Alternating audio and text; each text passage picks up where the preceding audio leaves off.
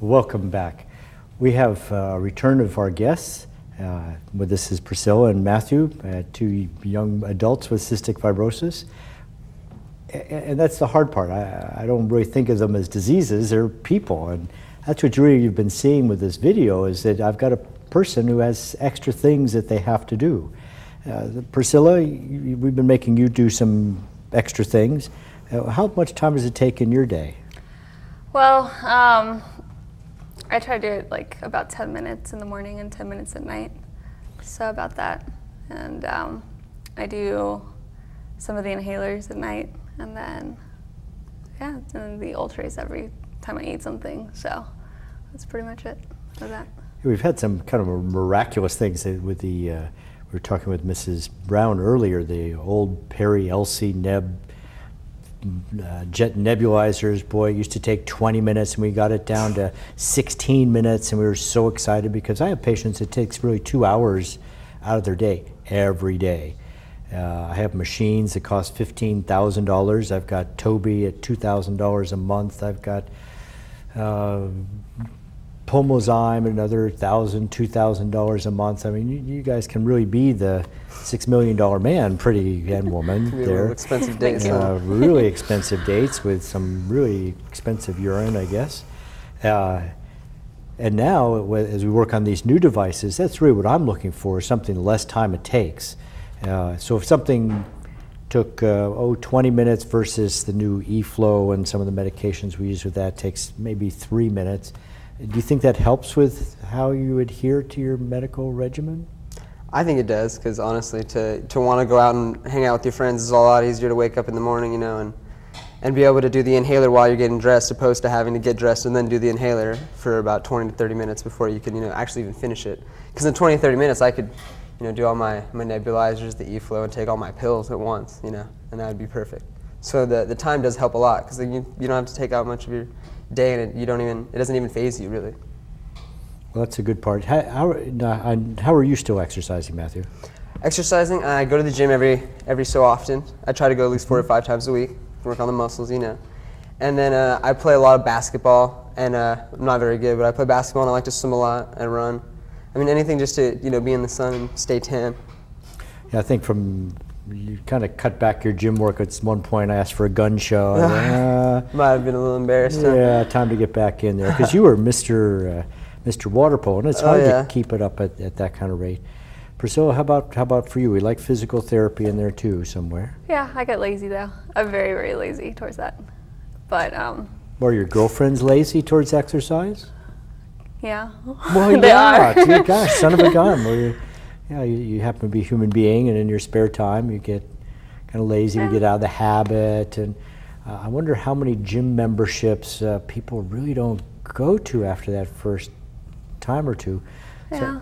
So I mean, I guess I do. I joined a gym, and I was very driven for a while, and you know, I started work, and I think that kind of threw me off, the fact that I go to work and I want to do something else as soon as I get off work instead of going to the gym. But I think it's a good idea, and I think maybe I'll start going back. So. There we go. And that's you know, that's really what, you know, when I go to the doctor, he says basically the same thing. Your cholesterol's up, and you know, we start thinking about all these adult things, and how do we incorporate it in our busy work lives. What kind of work are you doing now? I'm actually working as a secretary at my dad's law firm. So funny enough, like the video, that he's working also with his father, and I'm doing the same thing. And I'm working part-time, and you know, trying to get my career also going at the same time, and have a little balance of both, of doing something that I love and at the same time having some kind of responsibility at the same time. So. Well, and through your dad's work, is there health insurance through your dad's work? No, I actually still school, so I'm online classes. I'm doing online classes, so that also keeps, you know, my schedule open to do my music at the same time. So it kind of works out pretty well. Well, I think that's what a lot of us find out, is that keeping in class, there's certainly less expensive insurance available through school. Where are you in school, Matthew?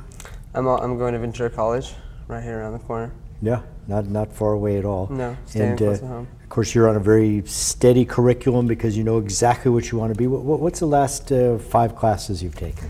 The last 5 classes I've taken are geology, English, logic, wow, I took a geology lab class. I mean, just There's all some around. astronomy in there too. Oh, yeah, that's this semester. Oh, I'm just trying different things, you know, see what catches my interest. A lot of them are just for, you know, hobbies. Like, it'd be fun to take an astronomy class at 7 o'clock at night on Mondays when I don't do anything, you know what I mean? Just something to keep me occupied since I don't do really anything else.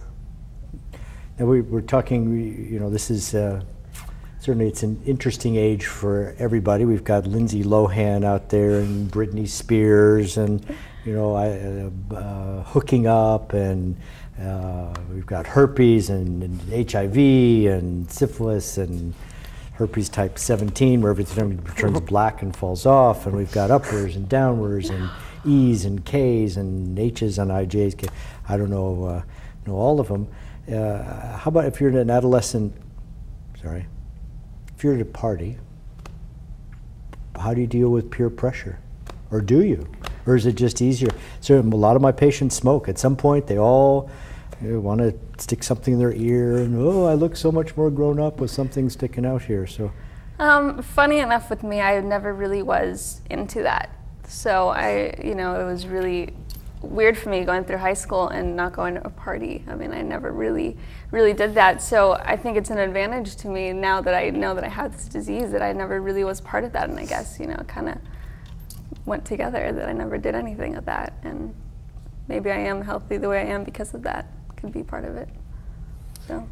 Now you're a surfer in your spare time and teenage hooligan, and now moving ahead, young adult and junior college. But how about for yourself? I think in this video we dealt with how do you deal with smoking pot and cigarettes and booze. What's up? Well, for me, I don't feel like I can relate to that guy because I've never had the struggles that he has. So he might smoke to relieve his stress, which might be completely understandable.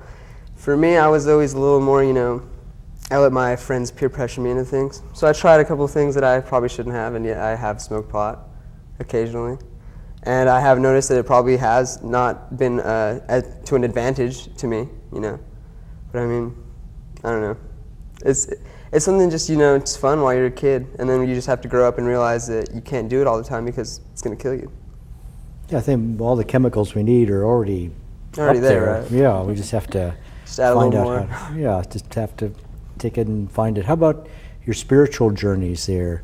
You're making a journey through astronomy and geology, and I mean, for for all of us, it's what are we doing on this planet? And sometimes we were talking the other day, if you really didn't know, gosh, am I going to be here for another 4 years, Dr. Landon, 20 years, Dr. Landon, 50 years, Dr. Landon? And it's hard for me to make an exact, but I can tell you it's a lot longer than anything you're reading in any book or magazine today.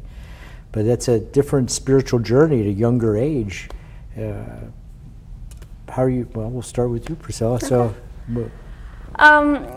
it is kind of scary to think about, what can happen and what may happen.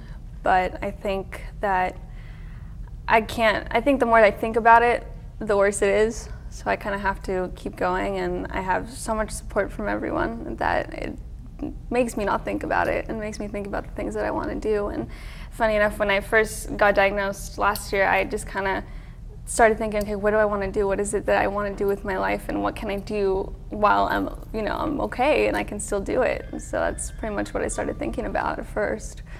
But yeah, I mean, that's life, and you have to think of it that way. And everyone can die at some point. You can't really think about when and how. You just need to keep going with life. I think, in all teenagers are mortal and nothing can happen. We reach a certain age and someone will die in a motorcycle accident or a car accident, and it's just a crushing kind of feeling inside. We have to find a balance between work and play and spirit and family. How about you, Matthew? How? Spiritually, I've had friends that have died, from drugs and car accidents and everything, and I think you should live every day like it's your last. And it means that, because anything could happen. I mean, it's shocking to me that, you got diagnosed a year ago. I was diagnosed when I was 5 years old. Yeah. It's hard to believe that you went that long without knowing. It's like in 5 years, you could find something else, and something else could happen.